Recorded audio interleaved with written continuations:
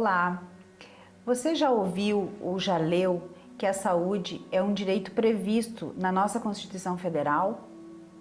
Sobre isso que a gente vai conversar com a juíza de direito, doutora Miroslava Mendonça, que é juíza da Terceira Vara Civil da Comarca de Santa Rosa.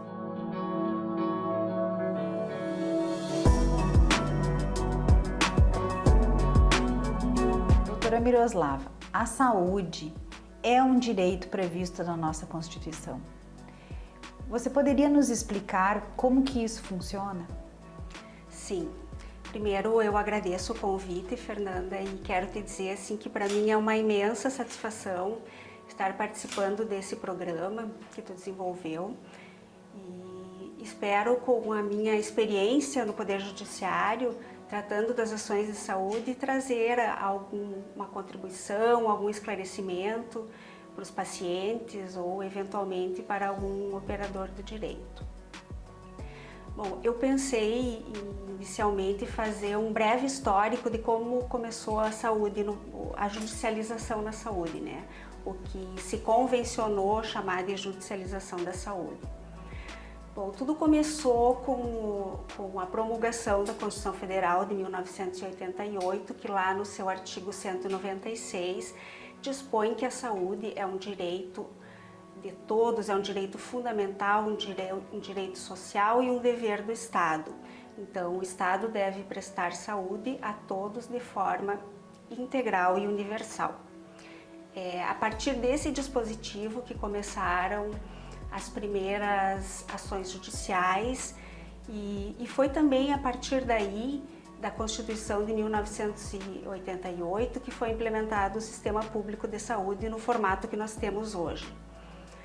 Então, eu já começo dizendo que o ideal seria que não existisse a judicialização da saúde.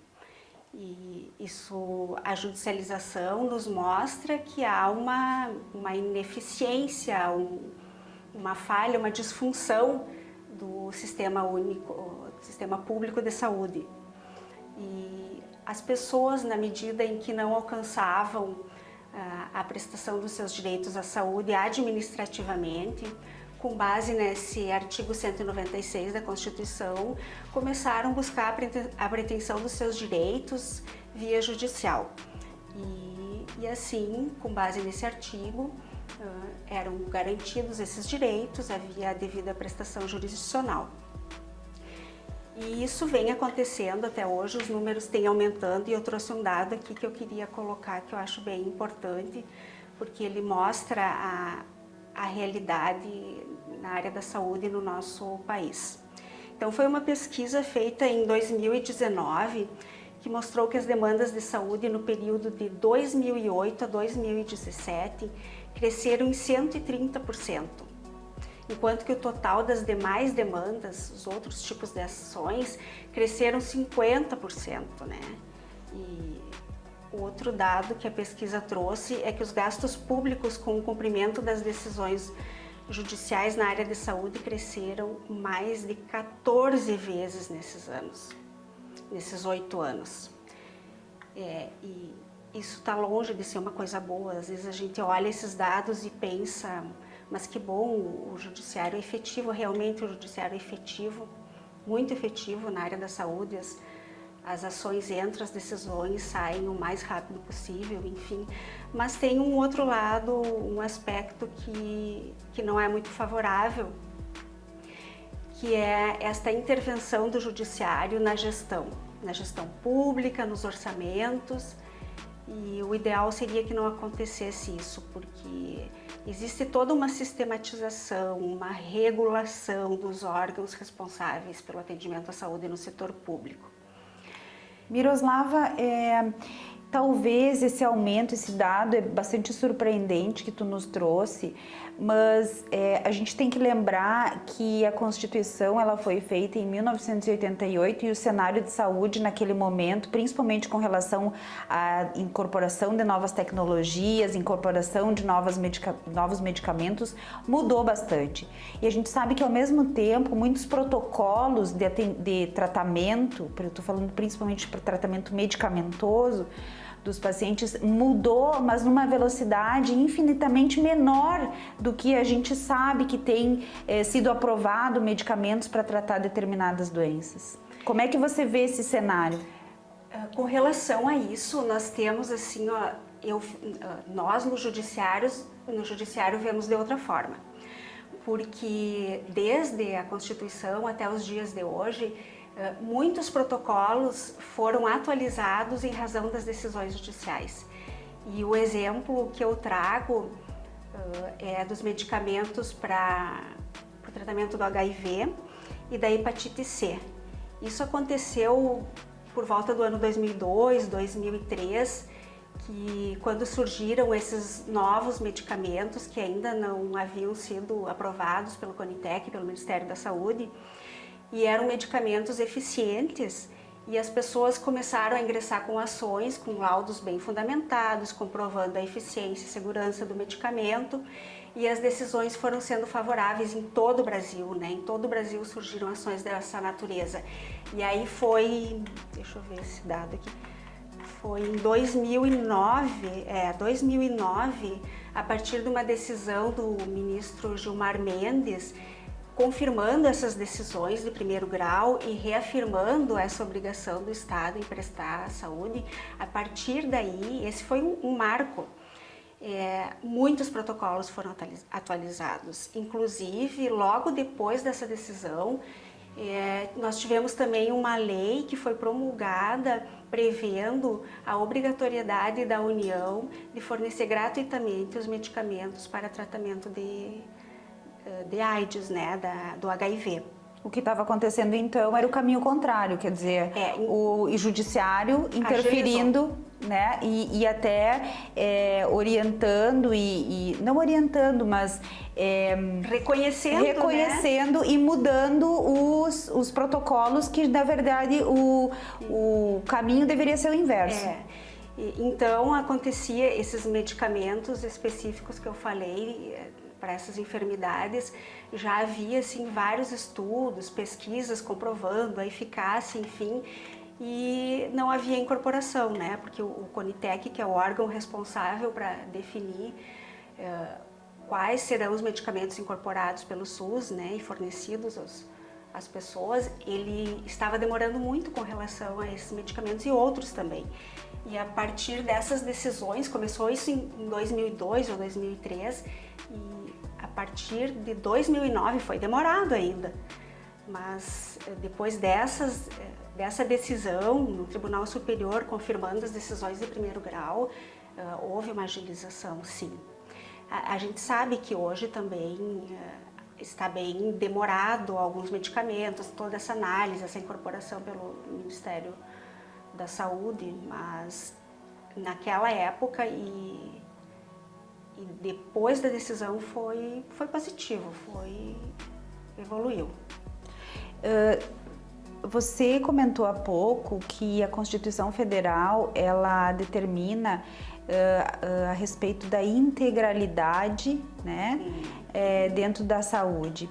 E isso, eu posso interpretar isso como o paciente tem que, ou a pessoa, ela está coberta dentro desse cenário de integralidade dos melhores tratamentos ou mesmo escolher os tipos de tratamento que vai fazer? E Fernanda, bem oportuna a tua pergunta.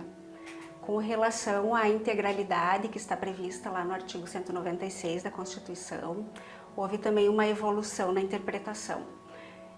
Inicialmente, a interpretação era que a integralidade significava que o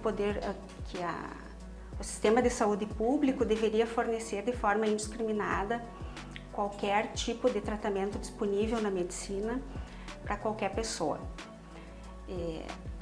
Foi um aprendizado, isso era novo para todos, né? Inicialmente os juízes se preocupavam muito em garantir o direito daquela parte, daquele paciente, daquele caso específico, mas com o tempo esse princípio foi se relativizando, porque nós temos que ver dentro de um contexto da saúde pública enquanto sistema organizada, com gestores, com orçamento próprio, com protocolos clínicos, com regras a seguir e pelo que a gente vê no dia a dia, o sistema é muito bem organizado, né?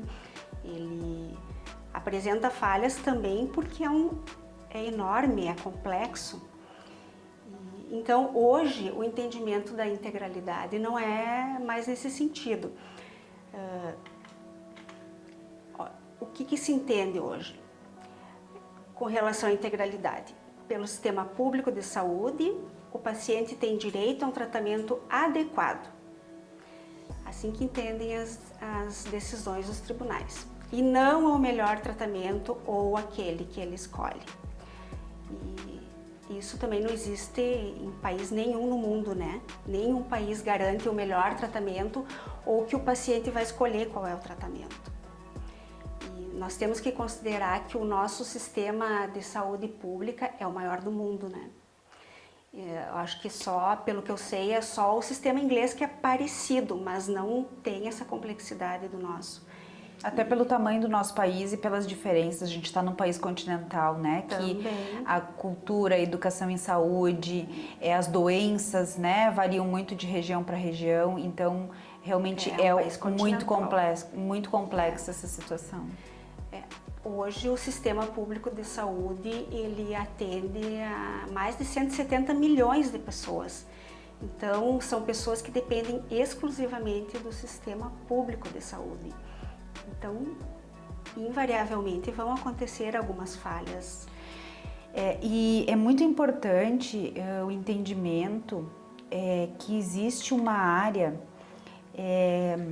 que estuda essas novas incorporações de medicamentos que chama farmacoeconomia, né, Miroslava? Então, para se fazer alguns protocolos, algumas diretrizes de tratamento, algumas incorporações de novos medicamentos e novas tecnologias, a farmacoeconomia justamente entende se realmente é ou não é necessário, mas o que é importante frisar é que essa ciência, ela leva em conta a quantidade de dinheiro que a gente tem disponível, a coletividade e quanto que a gente vai beneficiar em detrimento de não beneficiar outras pessoas. Coletividade e economia é uma ciência, são assuntos muito importantes quando a gente fala de farmacoeconomia e é quem, na verdade, vai estudar realmente essas novas tecnologias e novos medicamentos para incorporação dentro dos protocolos, né? Eu acredito que sim, e pelo que eu sei, o Conitec trabalha muito com isso, né? Porque a análise e os critérios que eles utilizam não são técnicos com relação somente à eficácia do medicamento em si. Também é necessário fazer esse estudo custo-benefício.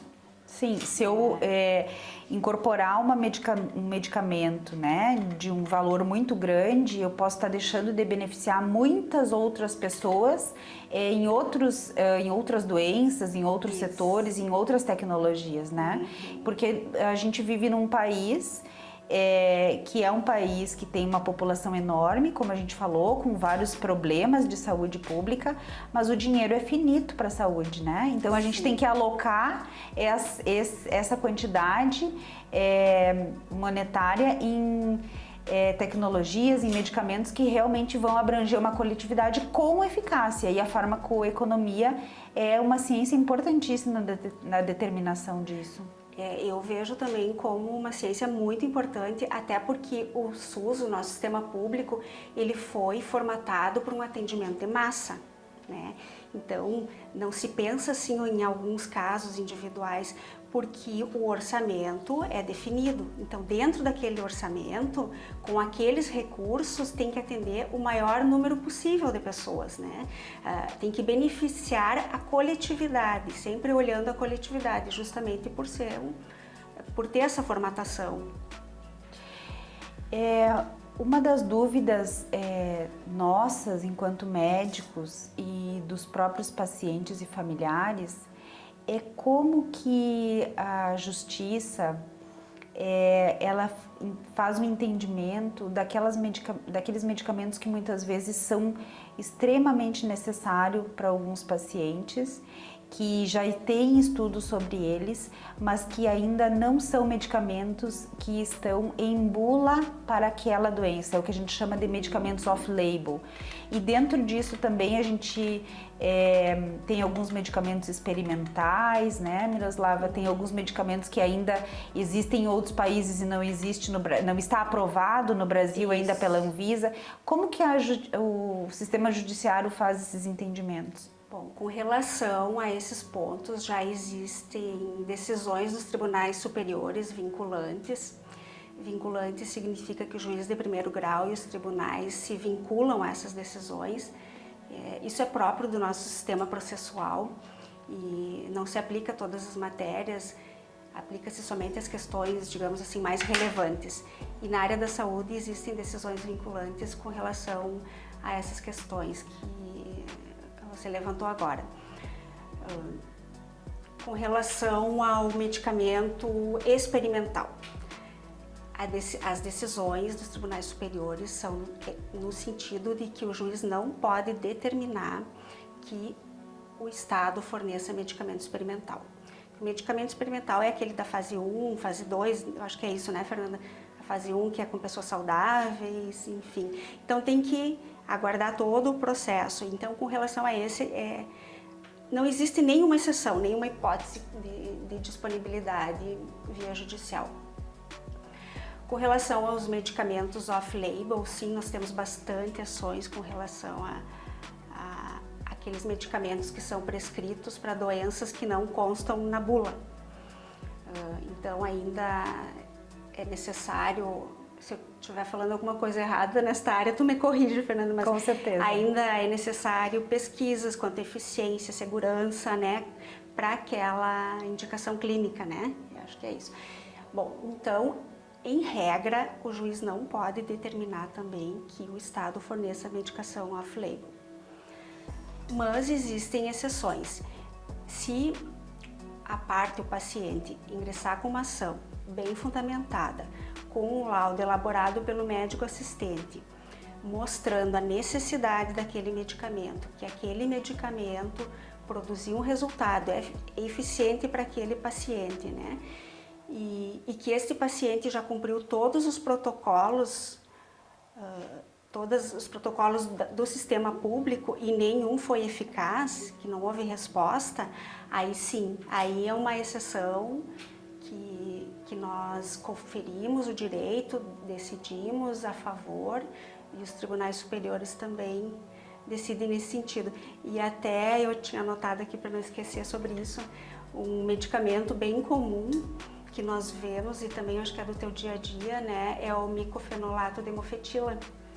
Esse é o medicamento que mais se pede off-label aqui em Santa Rosa e se fizer uma consulta no tribunal também, tem várias decisões e todas diferem, né, porque essa medicação ela é prescrita para quem fez transplante e existem estudos comprovando, né, que ela é eficiente em algumas doenças e produz um bom resultado em alguns pacientes com doença reumatológica. Isso, doenças autoimunes, né? A gente usa muito esse imunossupressor e realmente, através do Estado, da via administrativa, a gente só consegue mesmo para pacientes transplantados. É uma medicação bem importante, assim como outras também, e que algumas vezes a gente tem que se valer mesmo da judicialização, porque normalmente essas doenças, e aí que a importância da gente usar realmente o sistema judiciário para solicitar esse tipo de medicamento, são doenças que trazem uma morbe e uma mortalidade muito elevada. Então, muitas vezes a gente não tem mais alternativas, né? A gente já usou tudo que tinha dentro dos protocolos, ou ainda antes disso, algumas vezes existem alguns outros medicamentos que a gente poderia usar, que estão dentro dos protocolos, mas o paciente tem alguma contraindicação que não pode, né? Sim. Então a gente tem que se valer muitas vezes da judicialização. Vindo todas essas questões demonstradas através de um laudo médico bem justificado, as decisões são favoráveis, isso já é tranquilo. Só para não esquecer, com relação aos medicamentos não registrados pela Anvisa, a regra também é que o sistema público não tem a obrigação e o juiz também não deve determinar que o Estado forneça esse tipo de medicação, mas também tem exceção aqui. Normalmente, o prazo para a Anvisa avaliar, aprovar e registrar um medicamento é 2 anos, né? Mas nem sempre isso acontece, às vezes eles acabam extrapolando o prazo, às vezes até de forma justificada, né, Fernanda? Acontece que os medicamentos mais importantes, pelo que eu li, passarem na frente de outros, né, e acabam ficando para trás. Então, se a pessoa também, o paciente, apresentar um laudo bem justificado, com todos aqueles requisitos que eu falei antes, e demonstrar que houve uma demora injustificada da Anvisa, aí sim o paciente não vai ter que arcar com esse ônus, né? Então, nesse caso também é possível sim deferir, né? Até eu li numa decisão, não me lembro agora se era do STF ou STJ, que eles estavam, algum ministro referiu que também era necessário comprovar que esse medicamento já havia sido registrado em uma agência de renome internacional. FDA ou EMA, né? Isso, É o que nós conhecemos, mas isso nos deixou assim com muitas dúvidas, porque é muito melhor e é mais seguro tu trabalhar com critérios objetivos, porque existem inúmeras agências no mundo inteiro, né? E o que é, como é que eu vou considerar uma agência do exterior como de renome, né? O FDA e a EMA são os mais conhecidos, mas será que existem outras que são também de renome? Então, não são tão populares. Essa questão vai ficar para muita discussão ainda, né? Mas no direito é assim, né? Nós estamos sempre discutindo, evoluindo, nos adaptando. Miroslava, para a gente encerrar, eu gostaria de fazer uma pergunta que na verdade é uma pergunta de vários pacientes meus e é muito comum. Quem tem direito à assistência judiciária gratuita e quem tem direito à defensoria pública? Isso é uma questão importante, eu me lembrei de uma outra questão também que eu quero falar aqui, eu já ia deixar. Outro requisito para entrar com as ações de saúde pedindo medicamentos ou tratamento ou cirurgia é a pessoa tem que comprovar que não tem condições financeiras de arcar com aquele tratamento.